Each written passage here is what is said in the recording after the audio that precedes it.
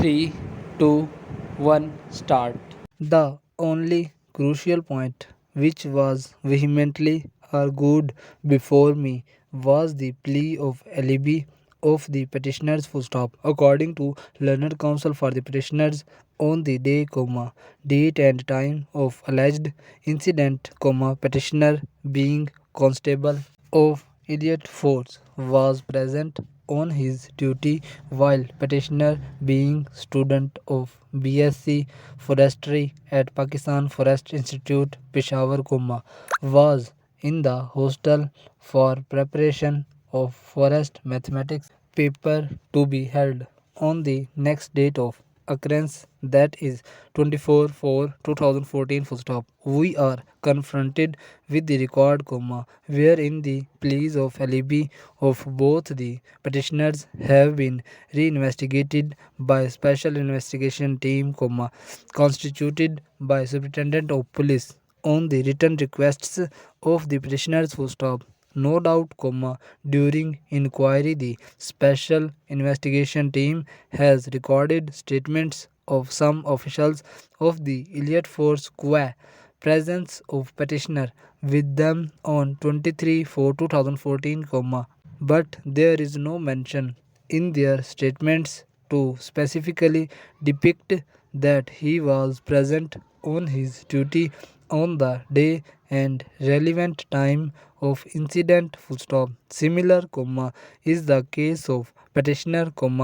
in whose favor Director Forest Education Division has issued a letter certifying that he was present in the hostel in the evening of 23rd April 2014 for making preparation for the paper of forest mathematics,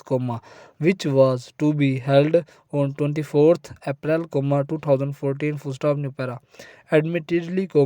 he has furnished this certificate on the basis of statements of students and program officer full stop. He is not warden of the hostel to know about each and every moment of presence of each student full stop. Similarly, statements of the students recorded during investigation, do not show specifically the presence of petitioner in his hostel at the time of occurrence full stop. Report of the special investigation teams reveals that no final opinion qua innocence or guilt of the petitioners has been given therein, rather the inquiry has been held pending till decision of the case by the court, which seems very strange because the prime object of the inquiry is always to take the same to its logical end full stop. No doubt, opinion of the investigation agency is not binding upon the court, but the special investigation team ought to have taken the inquiry to its logical end by furnishing its final opinion qua guilt or innocence of the petitioners in the light of the statements recorded full stop. This exercise on the part of the special investigation team being not in consonance with law, is highly deplorable full stop. The investigating officers, of the two consecutive investigations, have not declared may one of the petitioners as innocent, nor have placed their names in column number 2 of the challan, nor have recommended their discharge from the charges, had they found the petitioners innocent, they would place their names in column number 2 of the challan or would have recommended their discharge full stop. No doubt, plea of alibi, like any other defense plea, taken at bail stage, is essentially required to be examined by the court with a degree of care and caution. No inflexible rule can be laid down that plea of alibi cannot be considered at all, at bail stage, but the same,